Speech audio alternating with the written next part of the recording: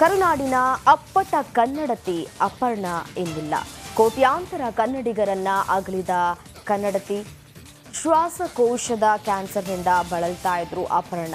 4ನೇ ಸ್ಟೇಜ್ ಕ್ಯಾನ್ಸರ್ನಿಂದ ಅಪರ್ಣ ವಿಧಿವಶರಾಗಿದ್ದಾರೆ. ಜಯನಗರದ ಖಾಸಗಿ ಆಸ್ಪತ್ರೆಯಲ್ಲಿ ನಿಧನವನ್ನ ಹೊಂದಿದ್ದಾರೆ. ಚಿತ್ರರಂಗದಲ್ಲಿ ಸಕ್ರಿಯವಾಗಿದ್ದಂತಹ ನಟಿ ಮತ್ತು ನಿರೂಪಕಿ. ಕನ್ನಡಕ್ಕೆ ಮತ್ತೊಂದು ಹೆಸರು ಅಂತಂದರೆ ಅಪರ್ಣ ಅಂತ ಹೇಳಿದ್ರೆ ತಪ್ಪಾಗ್ಲಿಕ್ಕಿಲ್ಲ. ನಿಜಕ್ಕೂ ಅಪರ್ಣ ಅವರನ್ನು ನಾವು ನೆನಪು ಮಾಡ್ಕೊಳ್ಳೋದಾದರೆ ಒಂದು ಸಿನಿಮಾ ಇದೆ. ಆ ಸಿನಿಮಾ ಮೂಲಕ ನಾವು ಅವರನ್ನು ನೆನಪು ಮಾಡ್ಕೊಳ್ಬೋದು. ಮಸಣದ ಹೂವು ಅಂತ ಹೇಳಿ ಒಂದು ಚಲನಚಿತ್ರ ಇದೆ. ಆ ಚಲನಚಿತ್ರದಲ್ಲಿ ಬಹಳ ಚಿಕ್ಕ ವಯಸ್ಸು ಅವರಿಗೆ. ಆ ಚಲನಚಿತ್ರದಲ್ಲಿ ನಟಿಸಿದಂತಹ ಸಂದರ್ಭದಲ್ಲಿ ಅವರ ನಟನೆ ನಿಜಕ್ಕೂ ಒಂದು ಕಡೆ ಹೆಣ್ಣು ಮಕ್ಕಳಿಗೆ ಸ್ಫೂರ್ತಿಯನ್ನು ಕೊಡುತ್ತೆ ಅಂತಲೇ ಹೇಳ್ಬೋದು. ಇನ್ನು ದೂರದರ್ಶನದಲ್ಲಿ ಅವರು ನಿರೂಪಣೆ ಮಾಡಿದ್ದಿದೆಯಲ್ಲ, ನಿಜಕ್ಕೂ ಇಲ್ಲಿಯವರೆಗೂ ಯಾರೂ ಕೂಡ ಮರೆಯೋದಕ್ಕೆ ಸಾಧ್ಯನೇ ಇಲ್ಲ.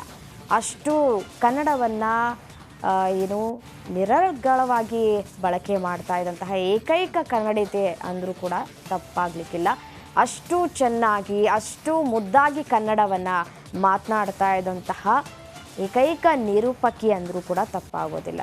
ಇಲ್ಲಿಯವರೆಗೂ ಕೂಡ ನಾವು ಎಷ್ಟೋ ಖಾಸಗಿ ಕಾರ್ಯಕ್ರಮಗಳನ್ನು ಕೂಡ ನಾವು ನೋಡಿದ್ದೀವಿ. ಅಲ್ಲಿ ಅಪರ್ಣ ಅವರ ನಿರೂಪಣೆ ಇರುತ್ತೆ ಅಂತಂದರೆ ನಿಜಕ್ಕೂ ಅವರ ಅಭಿಮಾನಿಗಳಿಗೆ ಎಲ್ಲಿಲ್ಲದ ಸಂತಸ. ಅಷ್ಟು ತುಂಬ ಚೆನ್ನಾಗಿ ಅವರು ಒಂದು ಪ್ರೋಗ್ರಾಮ್ನ ನಡೆಸ್ಕೊಡ್ತಾ ಇದ್ರು. ಅದೇ ರೀತಿಯಾಗಿ ಇತ್ತೀಚೆಗೆ ಬಂದಂತಹ ಖಾಸಗಿ ವಾಹಿನಿಯಲ್ಲಿ ಬಂದಂತಹ ಹಲವಾರು ಪ್ರೋಗ್ರಾಮ್ಗಳಲ್ಲೂ ಕೂಡ ಅವರು ಭಾಗಿಯಾಗಿದ್ದರು. ಸೀರಿಯಲ್ಗಳಲ್ಲೂ ಕೂಡ ನಟನೆ ಮಾಡಿದರು. ಅಪರ್ಣ ಅವರು ಇದನ್ನು ಮಾಡಲ್ಲ, ಇದು ಗೊತ್ತಿಲ್ಲ ಅನ್ನುವಂತಹ ಮಾತೇ ಇರಲಿಲ್ಲ ಅವರಲ್ಲಿ. ಅದೇ ಅವರ ಹಸ್ಬೆಂಡ್ ನಾಗರಾಜ್ ಅವರು ಕೂಡ ಹೇಳಿದ ಹಾಗೆ ನಿಜಕ್ಕೂ ಒಳ್ಳೆ ಹೋರಾಟಗಾರ್ತಿ, ಒಳ್ಳೆ ಕನ್ನಡತಿ, ಅದೇ ರೀತಿಯಾಗಿ ಛಲಘಾತಿ ಅಂತ ಅವ್ರು ಏನು ಹೇಳಿದರು, ನಿಜಕ್ಕೂ ಅದಕ್ಕೆ ಮಾದರಿ ಅಂತಲೇ ಹೇಳ್ಬೋದು. ಅಪರ್ಣ ಅವರು ನಿಜಕ್ಕೂ ಇಷ್ಟು ಚಿಕ್ಕ ಏಜಿಗೆ ಅವರು ನಮ್ಮನ್ನೆಲ್ಲ ಬಿಟ್ಟು ಹೋಗ್ತಾರೆ ಅಂತಂದರೆ ತುಂಬಲಾರದ ನಷ್ಟ ನಮ್ಮ ನಿರೂಪಕರಿಗೆ ಆದರೂ ಆಗಿರ್ಬೋದು, ಕನ್ನಡ ಇಂಡಸ್ಟ್ರಿಗೆ ಆದರೂ ಆಗಿರಬಹುದು. ನಿರೂಪಣೆ ಅಂದ ತಕ್ಷಣ ಇವತ್ತಿಗೂ ಕೂಡ ಮೊದಲಿಗೆ ನೆನಪಾಗೋದೇ ಅಪರ್ಣ ಅವರು. ನಮ್ಮ ಮೆಟ್ರೋದಲ್ಲೂ ಕೂಡ ಕೇಳಿಸುವಂತಹ ಧ್ವನಿ ಇದೆಯಲ್ಲ, ನಿಜಕ್ಕೂ ಒಂದು ಕಡೆ ಇದು ಅವ್ರದ್ದೇನ ಧ್ವನಿ ಅಂತ ಅನಿಸ್ಬಿಡುತ್ತೆ. ಮೊದಲಿಗೆ ಕೇಳಿದಂತಹ ಸಂದರ್ಭದಲ್ಲಿ ಅವರು ಕೂಡ ಒಂದು ಕಡೆ ಖುಷಿಯನ್ನು ಕೂಡ ವ್ಯಕ್ತಪಡಿಸಿದರು. ನಮ್ಮ ಮೆಟ್ರೋದಲ್ಲಿ ನನ್ನ ಧ್ವನಿ ಹೇಗಿರುತ್ತೆ ಅದನ್ನು ನಾನು ಕೇಳಿಸ್ಕೊಳ್ಬೇಕು ಅಂತ ಹೇಳಿ ಕೇಳಿಸ್ಕೊಂಡಂತಹ ಸಂದರ್ಭದಲ್ಲಿ ಅವರು ಒಂದು ಕಡೆ ತುಂಬ ಖುಷಿಯನ್ನು ವ್ಯಕ್ತಪಡಿಸ್ತಾರೆ. ನಮ್ಮ ಮೆಟ್ರೋದಲ್ಲಿ ಪ್ರಯಾಣ ಮಾಡಿದ್ರೆ ಹೇಗಿರುತ್ತೆ, ನನ್ನ ಧ್ವನಿ ನಾನು ಕೇಳಿಸ್ಕೊಂಡ್ರೆ ಹೇಗಿರುತ್ತೆ ಅನ್ನೋದನ್ನು ಸ್ವತಃ ಅವರೇ ಎಕ್ಸ್ಪೀರಿಯನ್ಸ್ ಮಾಡಿದ್ದಂತಹ ಒಂದಷ್ಟು ವಿಡಿಯೋ ತುಣುಕುಗಳನ್ನು ಕೂಡ ಅವರು ಶೇರ್ ಮಾಡಿಕೊಂಡ್ರು. ತಮ್ಮ ಖುಷಿಯನ್ನು ಕೂಡ ವ್ಯಕ್ತಪಡಿಸಿದರು. ನಿಜಕ್ಕೂ ಅವರು ಈಗಿಲ್ಲ ಅನ್ನೋದಿದೆಯಲ್ಲ, ಒಂದು ವಿಚಾರ ಬಹಳ ನೋವನ್ನು ಕೊಡುತ್ತೆ. ಇವತ್ತು ಬನಶಂಕರಿಯಲ್ಲಿರುವಂತಹ ಅವರ ನಿವಾಸದಲ್ಲಿ ಅಂತಿಮ ದರ್ಶನಕ್ಕೆ ಎಲ್ಲ ವ್ಯವಸ್ಥೆಯನ್ನು ಕೂಡ ಮಾಡಿಕೊಳ್ಳಲಾಗಿದೆ. ಖಾಸಗಿ ಜೀವನವನ್ನು ಮಾಡ್ತಾ ಇದ್ದಂತಹ ಅಪರ್ಣ ಅವರ ದಂಪತಿ ಈಗಾಗಲೇ ಹೇಳಿದ್ರು ಅವರು ಕೂಡ, ನಾವು ಖಾಸಗಿಯಾಗಿ ಬದುಕಿದ್ದೇವೆ, ಖಾಸಗಿಯಾಗಿಯೇ ನಾನು ಬೀಳ್ಕೊಡುಗೆಯನ್ನು ಕೊಡ್ತೇನೆ ಅಂತ ಅವರ ಪತಿಯವರು ಕೂಡ ಹೇಳಿಕೆಯನ್ನು ಕೂಡ ಕೊಟ್ಟಿದ್ದಾರೆ ಈಗಾಗಲೇ. ಹೌದು, ನಿಜಕ್ಕೂ ನಾವು ಗಮನಿಸ್ಕೊಳ್ತಾ ಬಂದಂತಹ ಸಂದರ್ಭದಲ್ಲಿ ಖಾಸಗಿಯಾಗಿ ಹೇಗೆ ಬದುಕಬೇಕು ಅನ್ನೋದನ್ನು ಈ ದಂಪತಿಗಳನ್ನ ನೋಡಿ ಕಲಿಬೇಕು ಅಂತ ಕಾಣಿಸುತ್ತೆ. ಯಾಕೆಂತಂದರೆ ಎಲ್ಲೂ ಒಂದು ಕಾಂಟ್ರವರ್ಸಿಗಳಿಲ್ಲ. ಅಷ್ಟು ತುಂಬ ಚೆನ್ನಾಗಿ ತಮ್ಮ ಜೀವನವನ್ನು ನಡೆಸ್ಕೊಂಡು ಬಂದಂತಹ ಜೋಡಿ ಅಂತಲೇ ಹೇಳ್ಬೋದು. ಇನ್ನು ನಮ್ಮ ಕನ್ನಡಕ್ಕೆ ನಿಜಕ್ಕೂ ಹೆಮ್ಮೆಯ ಮಹಿಳೆ ಅಂತಲೇ ಹೇಳಬಹುದು. ಅವರಿಲ್ಲ ಅನ್ನೋದು ನಿಜಕ್ಕೂ ಒಂದು ಕಡೆ ತುಂಬಲಾರದ ನಷ್ಟ ಅಂತಲೇ ಹೇಳ್ಬೋದು. ಅಪರ್ಣ ಅವರು ಇನ್ನಿಲ್ವಾ ಅನ್ನುವಂತಹ ಸುದ್ದಿ ಕೇಳಿದ್ವಲ್ಲ, ಆ ಸುದ್ದಿ ಕೇಳಿದಂತಹ ಸಂದರ್ಭದಲ್ಲಿ ಮನಸ್ಸು ಹೃದಯ ನಿಜಕ್ಕೂ ಭಾರ ಆಯಿತು. ಏನು ನೋಡ್ತಾ ಇದ್ದೀವಿ ನಾವು, ಏನು ಕೇಳ್ತಾ ಇದ್ದೀವಿ, ನಿಜಕ್ಕೂ ಅವ್ರಿಗೆ ಈ ಒಂದು ಕಾಯಿಲೆ ಇತ್ತಾ, ಶ್ವಾಸಕೋಶದ ಸಮಸ್ಯೆಯಿಂದ ಅವ್ರು ಬಳಲ್ತಾ ಇದ್ರಾ ಅನ್ನೋದು ಕೂಡ ಅವ್ರು ಎಲ್ಲೂ ಕೂಡ ತೋರಿಸ್ಕೊಂಡಿರಲಿಲ್ಲ. ಯಾಕೆಂತಂದರೆ ಈ ಕಳೆದ 2 ವರ್ಷಗಳಿಂದಲೂ ಕೂಡ ಸಾಕಷ್ಟು ಖಾಸಗಿ ಕಾರ್ಯಕ್ರಮಗಳಲ್ಲೂ ಕೂಡ ನಾವು ಅವರನ್ನು ನೋಡಿದ್ದೀವಿ, ಗಮನಿಸಿದ್ದೀವಿ. ಆ ಸಂದರ್ಭದಲ್ಲೂ ಕೂಡ ಅವ್ರಿಗೆ ಇಂಥ ಒಂದು ಕಾಯಿಲೆ ಇತ್ತಾ ಅನ್ನುವಂತಹ ಪ್ರಶ್ನೆ ನಿಜಕ್ಕೂ ಇಲ್ಲಿ ಉಟ್ಕೊಳ್ಳುತ್ತೆ. ಅಷ್ಟರ ಮಟ್ಟಿಗೆ ಅವರು ಅದನ್ನು ನನಗೆ ಕಾಯಿಲೆ ಇದೆ, ನನಗೆ ಕೆಲಸ ಮಾಡೋಕ್ಕಾಗಲ್ಲ ಅನ್ನುವಂತಹ ನಿಟ್ಟಿನಲ್ಲಿ ಯಾವತ್ತೂ ಅವರು ಇರಲಿಲ್ಲ. ಪ್ರತಿಯೊಂದು ಸ್ಟೇಜ್ನಲ್ಲೂ ಬಂದಂತಹ ಸಂದರ್ಭದಲ್ಲಿ ಅದೇ ಉತ್ಸಾಹ ಇರ್ತಾ ಇತ್ತು ಅವರಲ್ಲಿ. ಅವ್ರು ಮಾತನಾಡುವಂತಹ ಕನ್ನಡ ಭಾಷೆ, ಬಳಸುವಂತಹ ಪದಗಳಿದೆಯಲ್ಲ, ನಿಜಕ್ಕೂ ಇವತ್ತಿಗೂ ಕೂಡ ಯಾರಿಗೂ ಬರೋದಕ್ಕೆ ಸಾಧ್ಯನೇ ಇಲ್ಲ ಅಂತ ಕಾಣಿಸುತ್ತೆ.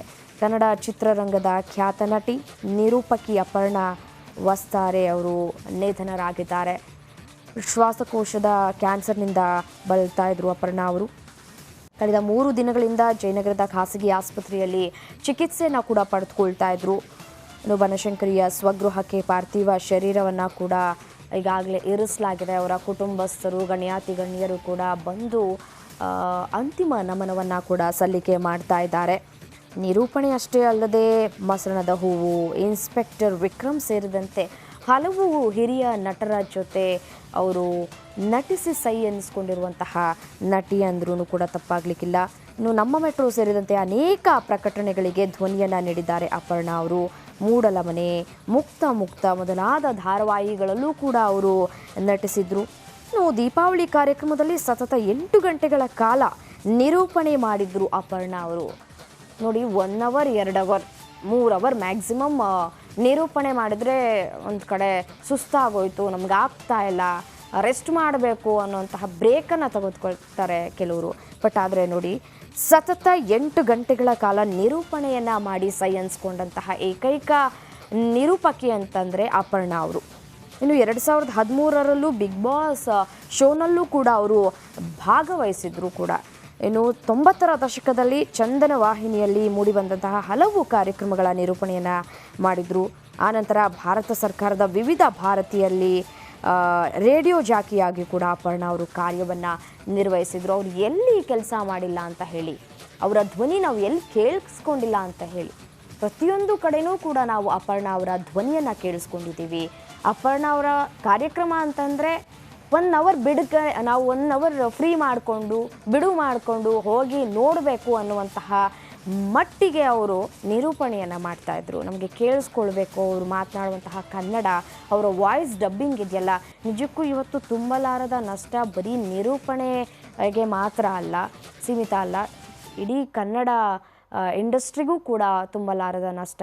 ಕನ್ನಡದ ಧ್ವನಿಯನ್ನು ನೀಡ್ತಾ ಇದ್ದಂತಹ ನಟಿ, ಅವರ ಧ್ವನಿ ನಿಜಕ್ಕೂ ಮಾದರಿ. ಬೇರೆ ವಾಯ್ಸ್ ಡಬ್ಬಿಂಗ್ ಆರ್ಟಿಸ್ಟ್ಗೆ ಈ ಥರನೂ ಕೂಡ ನಾವು ವಾಯ್ಸ್ ಕೊಡಬಹುದು ಅನ್ನುವಂಥದ್ದು.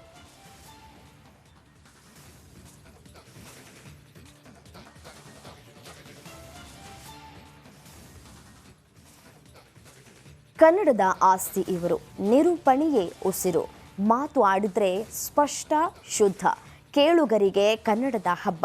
ಇಂಥ ಅತ್ಯದ್ಭುತ ನಿರೂಪಕಿ ಅಪರ್ಣಾ ತಮ್ಮ ಮಾತನ್ನ ಶಾಶ್ವತವಾಗಿ ನಿಲ್ಲಿಸಿದ್ದಾರೆ. ಬಾರದ ಲೋಕಕ್ಕೆ ಕನ್ನಡದ ಧ್ವನಿ ಪಯಣವನ್ನು ಬೆಳೆಸಿದೆ.